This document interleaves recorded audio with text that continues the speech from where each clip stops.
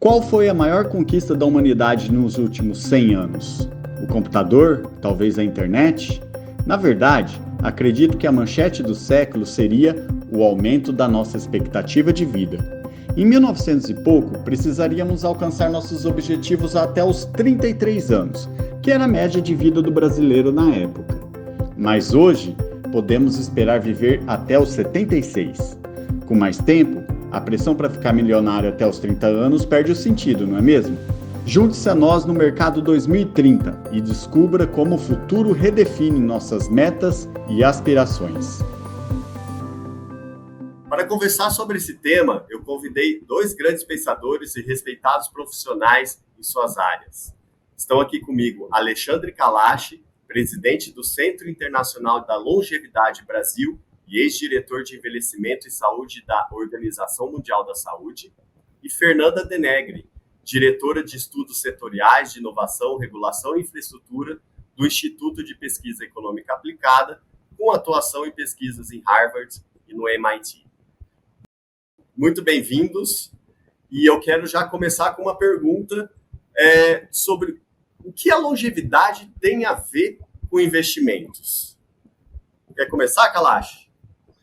Muito obrigado pelo convite, um prazer estar aqui com a Fernanda. Vladimir, o que a longevidade tem a ver com tudo? Nós estamos vivendo, e você acabou de descrever, a revolução da longevidade. Eu concordo totalmente com você que a grande conquista social dos últimos 100 anos foi poder viver mais como regra. Eu, quando nasci, eu sou um produto dessa revolução da longevidade. Eu tinha uma expectativa de vida em 1945, eu estou com 77 anos, de 43 anos. Tudo mudou desde então e vai continuar a mudar. Nós vamos dar um salto no Brasil de 15% das pessoas com mais de 60 anos, hoje, para em 2050 termos mais de 30%. Dobrou. O número absoluto de pessoas com 60 anos e mais vai ter dado um salto de os 33 milhões atuais para 68 milhões.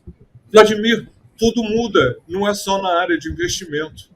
E, claro, do ponto de vista econômico, essa mudança vai ser profunda e eu acho que é isso que nós vamos discutir aqui com a Fernanda ao longo da próxima hora.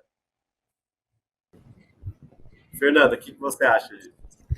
Então, Kalash, obrigada e obrigada, Vladimir, pelo convite. Prazer estar aqui com vocês discutindo esse tema, que de fato é um tema tão relevante hoje, que é o aumento da longevidade. De fato, assim, a sua introdução foi ótima porque ela mostrou, entre outras coisas, esse argumento eu uso sempre quando eu vou apresentar um centro que a gente criou no IPEA, que é o Centro de Pesquisa em Ciência, Tecnologia e Sociedade, e onde eu apresento o impacto e o potencial que as novas tecnologias têm no futuro e que tiveram na história da humanidade no período recente. E o aumento da longevidade foi a grande evidência de como a melhoria nas tecnologias de cuidados, de saúde, de tratamento médico, elas possibilitaram, além das condições de saneamento, alimentação, etc., possibilitaram um aumento enorme na expectativa de vida do ser humano em todos os países. Embora tenha muita desigualdade, todos os países hoje têm uma expectativa de vida muito maior do que tinham no início do século passado.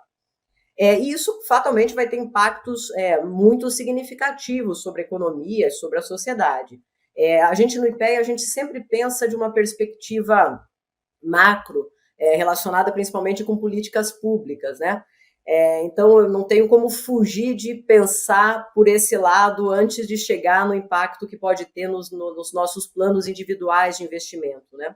Mas um impacto, primeiro, macro, do aumento da longevidade é também o aumento dos custos de saúde. Quer dizer, esse aumento da longevidade ele não vem de graça, ele vem porque a gente tem melhorado as tecnologias de cuidados com a saúde, medicamentos, enfim, tem toda uma gama de novos tratamentos que possibilitam que a gente viva mais tempo e com mais qualidade. E esses novos tratamentos, eles custam mais caro do que os tratamentos anteriores. Então, como é que a gente trabalha com isso? Como é que a gente, principalmente pensando do ponto de vista de sociedade, de governos, Essa vai ser uma questão importante. Se a gente aumentar muito a expectativa de vida, isso vai também aumentar muito os custos dos sistemas públicos e privados de saúde e que vai, obviamente, afetar as nossas decisões também de investimento. Um outro aspecto, um outro impacto importante é justamente pensando em política pública do ponto de vista de previdência. Ora, se a gente tem uma expectativa de viver mais tempo, nada mais natural que a gente pense que a gente vai precisar trabalhar mais tempo para sustentar mais anos de vida depois que a gente sair do mercado de trabalho. Então, as nossas decisões de poupança e de investimento também vão ser guiadas um pouco por isso. É muito provável que a gente tenha que atrasar o período, trabalhar mais para poder viver mais tempo no final da vida com qualidade e com reservas. Isso tanto do ponto de vista individual, quanto também do ponto de vista da previdência pública, que vai ter que se adequar a essa mudança na expectativa de vida das pessoas. Kalash, nesse ponto, né, se tratando de pensar por um período maior de vida, né, em termos de investimentos e renda, né, para a gente ter um envelhecimento ativo e mais confortável, né? Qual que é a sua visão sobre isso? Assim, o que a gente precisa fazer hoje para adequar a esse aumento de expectativa de vida lá na frente? O grande desafio que nós temos no século XXI é como responder a essa grande conquista dos últimos anos. O envelhecimento, como regra, ele veio ao longo do século XX. Mas quais são as implicações desse aumento exponencial? E nós não temos modelo, porque isso nunca aconteceu antes. Esse é o primeiro ponto. O segundo é que os países já envelhecidos, os países desenvolvidos, eles primeiro enriqueceram para depois terem envelhecido. Nós estamos envelhecendo em pobreza, se não miséria. Então nós vamos ter que pensar muito nas políticas e, sob o ponto de vista econômico, políticas econômicas, políticas que permitam que essa massa de brasileiros que vai viver mais, goste ou não goste, e eu sempre acrescento, envelhecer é bom, morrer cedo é que não presta, mas vamos fazer o possível para que essas pessoas que estão envelhecendo possam envelhecer, primeiro, com dignidade, com qualidade de vida. Terão doenças? Terão doenças, porque a perspectiva é de curso de vida. Há muita coisa que você tem que fazer no início da vida para poder chegar bem ou sem. Passa pela saúde? Sem dúvida. Não é o envelhecimento, e Fernanda acho que deixou isso muito claro, são as tecnologias que custam mais. E cada vez mais nós vamos ter uma demanda por essas tecnologias, não só no tratamento, mas no diagnóstico precoce. Elas são caríssimas. Mas há outro aspecto que também é muito importante, porque nós estamos falando de uma população que está envelhecendo, e como a Fernanda disse, que nós precisamos que elas possam chegar ativas, não só saudáveis. Você pode ter um diabetes, pode ter hipertensão, pode ter uma ziquerira, que for. Mas você tem que continuar participando ativamente da sociedade. Há dois desafios aí. Primeiro, se você teve uma qualidade de trabalho péssima, alguém bater no seu ombrinho aos 60 ou 65 anos e dizer assim, aí, ó, tem boas novidades, você vai ter que trabalhar mais 10. Meu Deus do céu, você não teve qualidade de vida nenhuma antes, como é que vai ter agora? Então você tem que pensar em aprendizagem ao longo da vida, de novo a tecnologia, porque, na verdade, de acordo com o World Economic Forum, com o Fórum Global da Economia, que eu sou assessor deles, 60% dos trabalhos que os jovens de 15 anos vão fazer daqui a 20, quando serão adultos, ainda não foram nem criados. Nós vamos ter que investir na aprendizagem ao longo da vida para fazer com que seja possível que essas pessoas, à medida que envelheçam, tenham as qualificações necessárias para continuar no mercado de trabalho. E o segundo aspecto que eu acho fundamental é todo relacionado ao idadismo. Nós não estamos permitindo, por nossos preconceitos, que as pessoas, não digo nem de 60 a mais, de 50 a mais, se coloquem ou se recoloquem no mercado de trabalho. Há poucas empresas no Brasil que valorizam a experiência que essa pessoa pode dar inserida no seu mercado de trabalho. Esse idadismo tem manifestações sinistras, mas é um dos grandes desafios que a nossa sociedade vai ter. Essa sociedade hedonista, você tem que estar bonito para sempre, bonito é ser jovem, não pode ficar careca, não pode ter ruga, não pode ter cabelo branco. Então nós vamos ter que pensar muito bem de como essa sociedade vai se reajustar para a revolução da longevidade. Pelo que vocês estão falando, né, a população envelhecendo, aumentando custos de saúde, aumentando custos de serviços públicos, me parece que a renda, né, e ela pode ser obtida por meio de investimentos, ganha mais importância, né? Como que deve caminhar isso, né, numa geração, por exemplo, eu, milênio, aqui, como que eu tenho que já me preparar para esse futuro? Primeiro, é claro, se eu tenho uma expectativa de que eu vá viver muito mais tempo, eu vou me preparar para ter mais saúde, para estar muito mais antenada nas mudanças que estão acontecendo no mercado de trabalho, das novas tecnologias, inteligência artificial, big data, etc., para poder estar acompanhando isso. Então, isso envolve também um investimento na minha própria qualificação, essa coisa de que você uma vez se formou e já adquiriu todos os conhecimentos que você necessita para a sua vida profissional, está cada vez mais distante de ser verdade, porque as mudanças tecnológicas são muito rápidas e porque a gente está envelhecendo. Então, a gente vai ter que guardar, digamos assim, uma parcela maior do nosso orçamento, muito provavelmente, para investir na nossa própria formação, na nossa própria qualificação. Primeiro, porque isso é prazeroso também, né? Você aprender coisas novas é sempre um processo prazeroso. E segundo, porque a gente vai precisar estar mais atualizado com as mudanças que estão cada vez mais rápidas. Então, a gente não pode achar que, por ter feito uma graduação, um mestrado, um doutorado, a gente já está suficientemente qualificado e a gente não precisa estar aprendendo mais. Então, isso é uma coisa que impacta do ponto de vista dos nossos orçamentos individuais. E uma outra coisa que, do ponto de vista dos nossos orçamentos individuais, vai impactar é o que você falou no início, né? A gente guardar patrimônio, investir, e buscando investir mais e numa perspectiva de mais longo prazo, imaginando que a gente pode precisar desses recursos no longo prazo. Então, isso certamente vai ter um impacto nas decisões individuais, inclusive de aumentar o nível de poupança das pessoas, né? Resta saber se a gente, enfim, consegue fazer isso. Isso é uma coisa que no Brasil seria desejável, inclusive, a gente aumentar o nível de poupança agregada no país. Então, acho que... Fernanda, se você me permite, claro. Só para fazer um comentário aqui, eu concordo totalmente com você, mas eu concordo com uma reserva. Isso é válido para 10, 15, 20% da população brasileira. Eu não estou interessado em quem tem um doutorado e que sabe e é prazeroso investir no seu conhecimento, de fazer outro mestrado, de fazer uma pós-graduação em Oxford, sei lá. Eu estou interessado no mecânico de automóvel, que há 20 anos atrás aprendeu tudo sobre mecânica, mas ninguém lhe ensinou eletrônica. E ele não teve a percepção das mudanças. Ele vai chegar hoje, aos 45, e vai perder o emprego, porque ele não aprendeu eletrônica. Não só pela falta de esforço pessoal, nós vamos perdoá-lo, mas pela falta de investimento da empresa para que ele trabalha, que não percebe que a sua mão de obra está envelhecendo.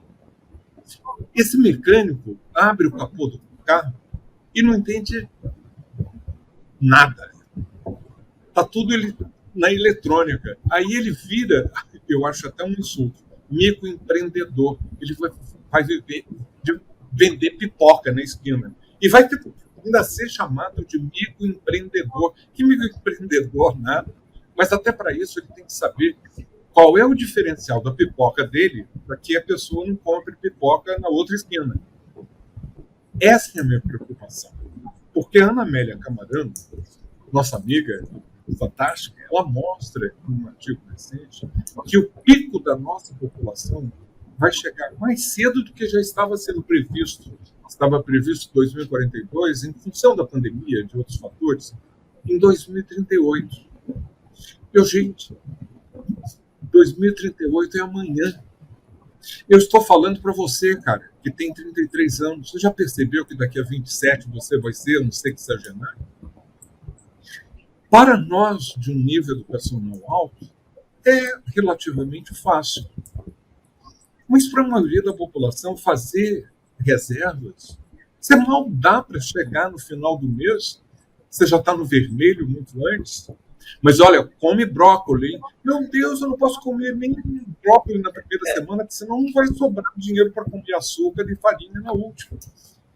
Como é que você vai ter uma dieta saudável, mesmo que você saiba que isso é fundamental para você chegar com boa saúde aos 60 ou 70? Mas olha, atividade física, não seja sedentário. Mas eu não tenho dinheiro para ir para a academia. Eu moro num lugar que não tem calçada, está tudo emburacado, não tem iluminação. A violência está braba. Se for mulher, ainda pior. Então, é nesse contexto em que a gente está envelhecendo tão rapidamente e que em 2038 a base da pirâmide vai começar a ficar cada vez mais estreita. Desde o ano 2000, nós estamos com taxas de fecundidade, isso significa o número médio de filhos que uma mulher tem no final da sua vida reprodutiva, abaixo da reposição. O único segmento que está crescendo é o de 60 a mais. E essas pessoas não estão conseguindo fazer o pé de meia, a economia, o investimento, por falta de condições, que é o envelhecimento da pobreza, que não tem modelo. Não adianta copiar o que o Canadá, o Japão e a Dinamarca fizeram, porque não vai dar certo. Ou vai dar certo para quem vive nos Jardins Paulistas e no Alto Leblon. E aí fica difícil até para reservar mais parte do orçamento para essa educação e para você conseguir se adaptar lá na frente, né? Não adianta só uma parcela das pessoas pensarem como que isso vai mudar meus planos de investimento no futuro, se você estiver vivendo numa sociedade que você relatou, Kalash, onde a maior parte das pessoas, além de não terem conseguido fazer reserva, vão estar jogadas no desemprego, no subemprego, envelhecendo sem a menor condição de qualidade de vida nesse envelhecimento. Então, não adianta a gente pensar nos nossos planos individuais de investimento sem considerar a realidade social no qual a gente está envolvido, porque a nossa qualidade de vida também depende minimamente de você poder sair na rua e ver as pessoas também vivendo com um mínimo de qualidade de vida. E aí entra, acho que, uma outra implicação do ponto de vista social e de política pública, que é como é que a gente consegue, no longo prazo, e levando em consideração o envelhecimento, e levando em consideração principalmente a enorme desigualdade que existe numa economia como a brasileira, como é que a gente consegue pensar em repartir melhor os frutos do progresso técnico e do crescimento econômico. Hoje, esses frutos não são repartidos igualmente. Você tem uma parcela da população que consegue fazer planos de investimento, você tem uma parcela de super ricos que isso não é nem uma preocupação muito relevante, e você tem um grande contingente populacional na qual esse tipo de questão não está colocado. Não está colocado o que eu faço com as sobras do meu orçamento, porque ela não sobra. Então, a gente vai ter que pensar, enquanto sociedade, uma sociedade que está envelhecendo coletivamente, o que a gente faz com todo mundo que está envelhecendo coletivamente, e como que a gente distribui melhor os frutos desse progresso técnico que se refletem em aumento da longevidade, melhora da expectativa de vida, etc. Esse aumento de longevidade, essa melhora da expectativa de vida tem que ser para todo mundo, senão não faz sentido nem mesmo essa discussão do que a gente faz com os nossos investimentos individuais. Né?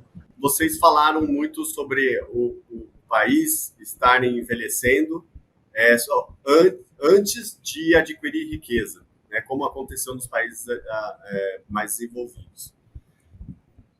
Na minha cabeça, e eu acho que isso sempre a gente fala com analistas do mercado, alguém sempre paga a conta, né? Inclusive quem é investidor, quem está no mercado financeiro também, uma hora ou outra vai pagar uma conta. O que muda, então, nesse cenário que vocês estão descrevendo, o que muda? Como o mercado financeiro vai se ajustar a isso? Né? Como que a economia se ajusta a isso? Esse cenário de uma população envelhecida e ainda pobre, né? Como que isso acontece, vai acontecer lá na frente? Se você me permite, Vladimir, começar? Ok, Fernando? Eu acho que, pelo que a gente já falou, a gente vai ter que se adequar a 3 áreas fundamentais. A primeira área, e já é o caso, o setor da economia que mais está crescendo e gerando emprego é o que foi menos cuidado nos últimos anos, inclusive pelo último governo, que é o setor do cuidado. É o cuidado informal. As famílias não estão dando conta. Quando eu nasci, quando eu me criei, quando eu era garoto, poxa, minha avó tinha 17 irmãos e irmãs, meu avô 13. Cada um teve 8 filhos em média, esses filhos tiveram 4, depois esses 4 tiveram 2, e os meus filhos estão optando por ter 1 ou 2, se é que vão ter filhos. Então, muda por completo essa perspectiva de que cuidado vai ser na família, porque essa família não está preparada e nós precisamos das cuidadoras, dessas mulheres, que hoje ingressaram no mercado de trabalho. Esse é o pulo que nós ainda temos. E nós precisamos, não é questão de bonitinhas, elas agora querem aproveitar, querem trabalhar. Não, elas têm que trabalhar para a economia andar. Nos últimos 5 anos, nós demos um salto do número de cuidadores, vamos fazer eufemismo, cuidadoras, de 3,7 milhões para mais de 5 milhões. Isso vai continuar. Então, é uma área da economia que tem que ser olhada com muito carinho. Mas não é apenas cuidar, você tem que dar dignidade, a gente precisa cuidar das cuidadoras, a gente precisa ter um apoio, e isso passa por uma questão de gênero fundamental. Porque o homem no Brasil continua conjugando o verbo cuidar desse tipo. Tu cuidas, ele cuida, ela cuida, vós cuidais, eu não tenho nada a ver com isso, eu quero ser cuidado. Não, belezoca, você vai ter que entrar, e é uma oportunidade de trabalho, é uma oportunidade de mercado, que é em resposta à revolução da longevidade. O segundo é toda a área de educação. Nós vamos ter que pensar muito em como continuadamente oferecer oportunidades para que as pessoas tenham habilidades, qualificações, mas isso é política de governo. Isso não é só uma escolha individual. E, claro, haverá uma explosão em toda a área da saúde. Então, se eu fosse um investidor bem informado, coisa que eu não sou, eu olharia para o setor de cuidados, envolvendo também a tecnologia. No setor de saúde, a tecnologia de novo entra, e para a questão de educação, onde, de novo, os cursos à distância cada vez mais vão proliferar e tem que ser de qualidade. Mas nada disso pode passar em branco se nós não fixarmos a atenção nas políticas baseadas em direito. Direitos das pessoas se manterem inseridos, participando integralmente da sociedade. Coisa que, no momento, não é o caso.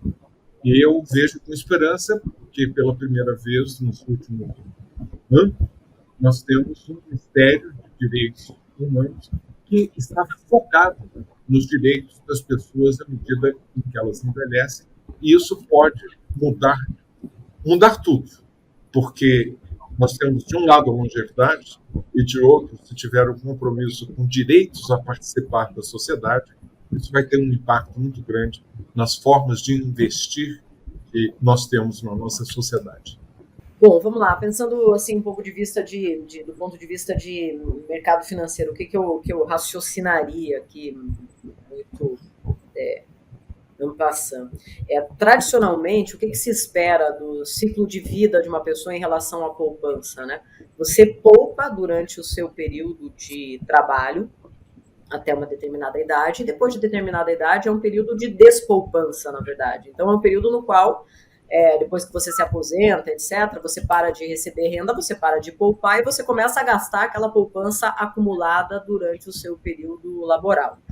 Então, o impacto disso no mercado financeiro, inclusive, é que assim, você vai começar a resgatar os recursos que estão no mercado financeiro.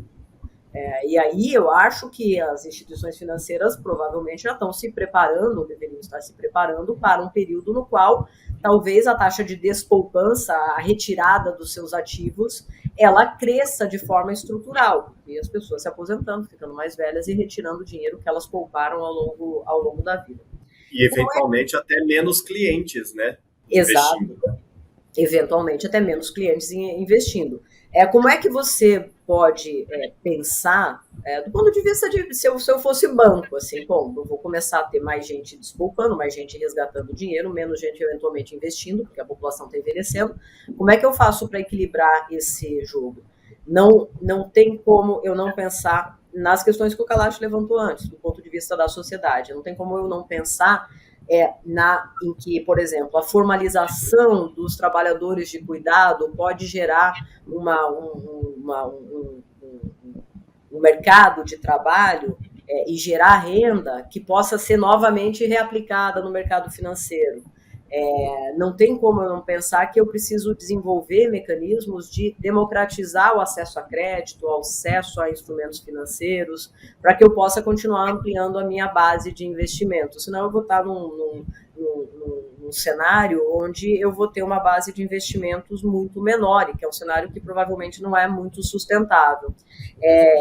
Tudo isso para reforçar o ponto, todos esses argumentos para reforçar o ponto que o Kalash e eu colocamos antes, que não adianta a gente pensar apenas do ponto de vista individual ou de que produto financeiro eu vou fazer, se você não pensar que você tem que ampliar o acesso da sociedade como um todo aos produtos financeiros que existem.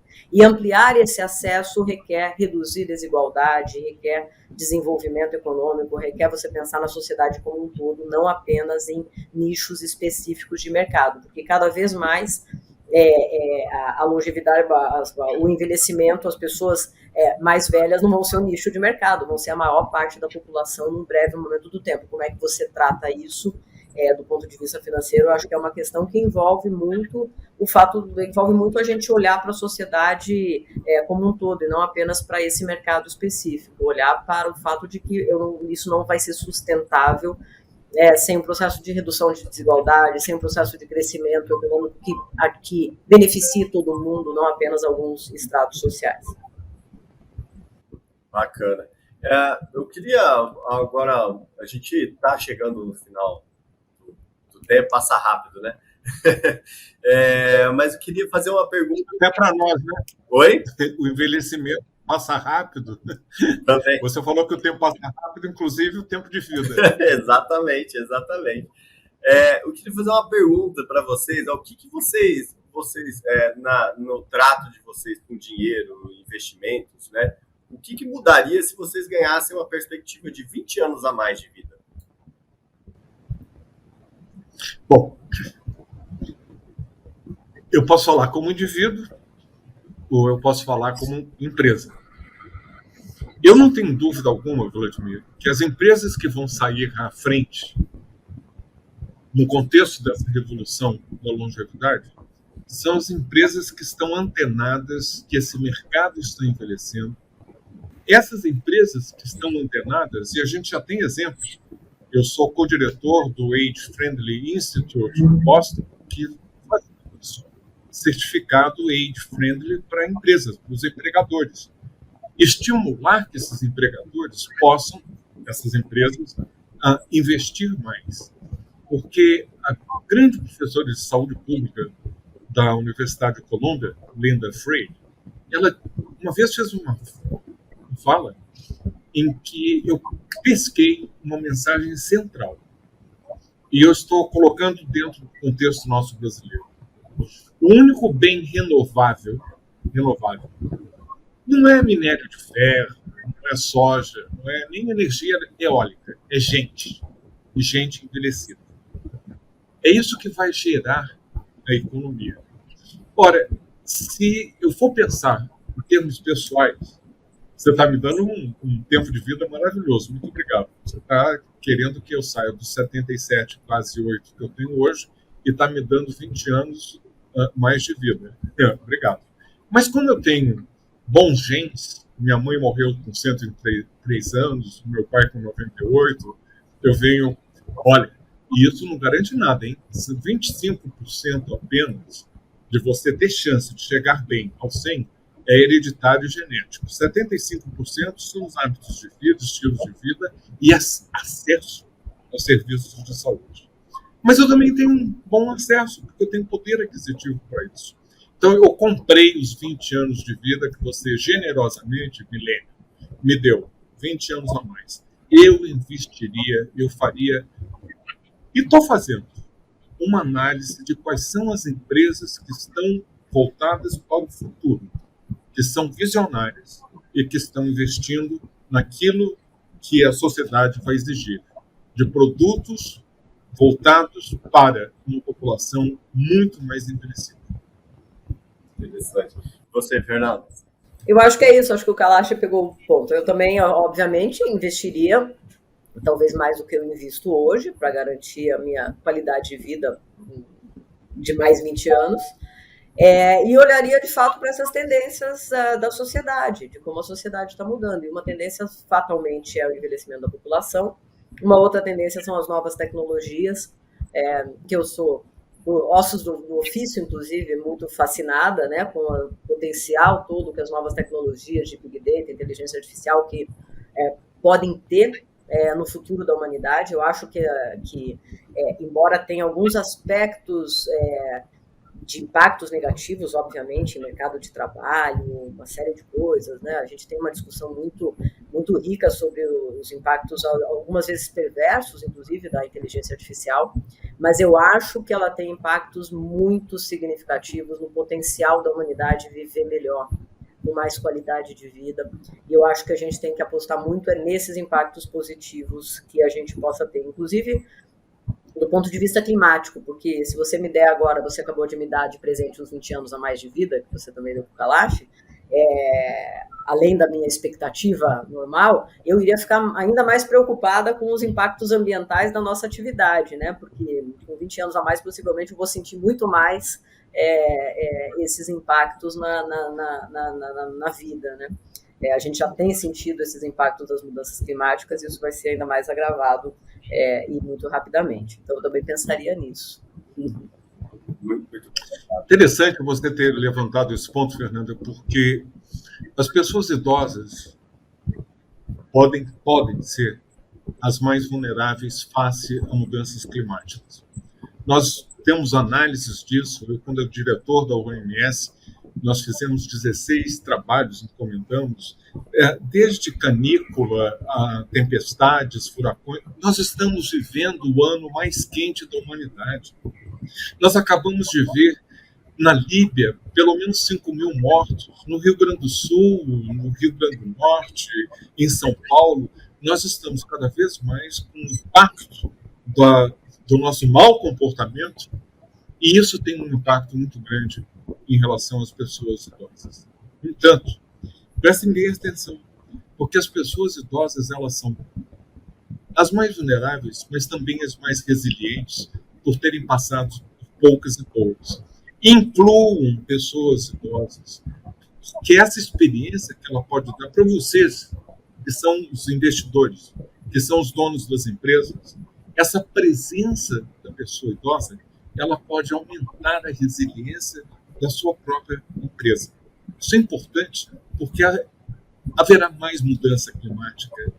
Isso tem um impacto imenso. Isso merece e necessitará, atrairá investimentos tecnológicos, mas eu fico muito apreensivo, porque do jeito que nós estamos tratando a mãe natureza, nós vamos poder pagar um preço muito alto em relação a isso. Não só nós, os baby boomers, mas vocês também, milênios. Tá bom, Bruno? Tá certo.